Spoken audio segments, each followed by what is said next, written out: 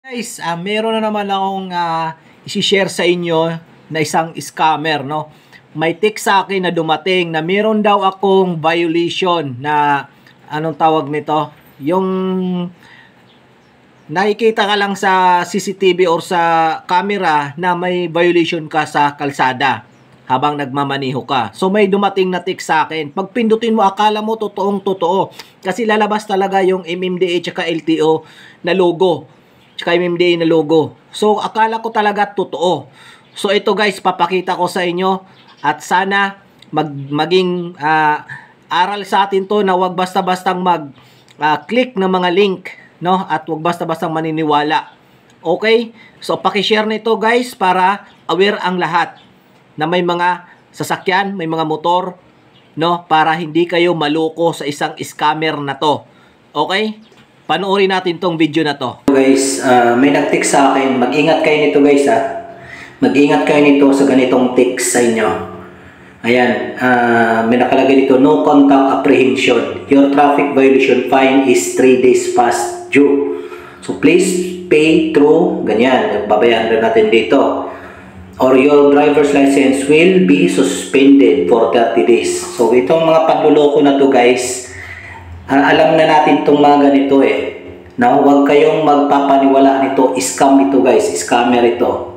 Tingnan nyo ha. I-open ko to. I-open ko itong URL na to.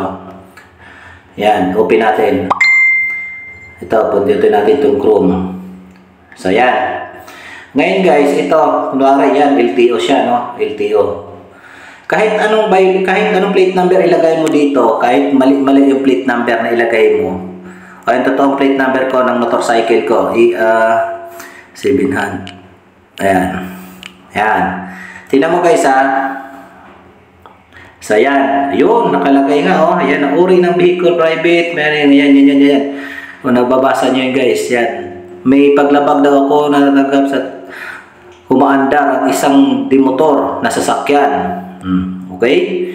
So ngayon, back tayo guys. So, pag ipindot natin itong pay fine, ayan. So, ayan, 1,000 yung bayad ko, no? Ang galing, 1,000. Grabe to, no? So, pag naloko kayo ito, guys, tibway yung ano nyo, tibway yung 1,000 nyo. So, back tayo. Ano na naman tayo na ibang plate number? Palagay natin in DA752. 748, yan. I-check natin. So, ayan na naman. Lumabas na naman. Oh, meron na naman daw akong ganyan. Oh, wala naman akong plate number na ganyan. Oh, may lumabas na ganyan. Oh, okay, bayaran is 1,000 uli. Kahit saan ka mamili dyan. Diba? So, guys, wag kayong magpapaniwala nito sa link na to na pumapasok sa kung may magtitik sa inyo ng ganyan. Ayan, itong link na to, guys. Yung phgo.pt.tw. Yan. Pag nag-tick sa inyo yan at nagbigay ng URL na ganyan, wag nyo pasukin at wag kayong magpapaniwala niyan. Scam yan. Okay? So sana may natutunan tayo dito guys. Maraming salamat.